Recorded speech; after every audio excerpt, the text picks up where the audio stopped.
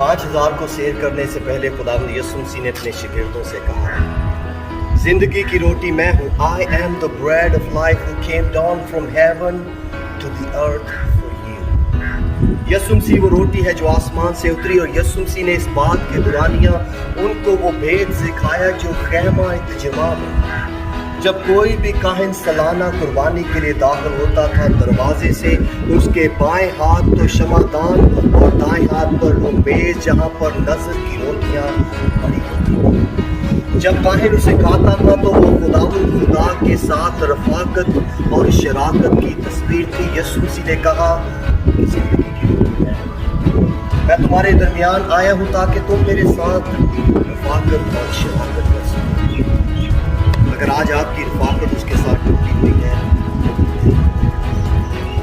کہ وہ زندگی کی روٹی جو کوئی کھائے گا ہرگز تم کھا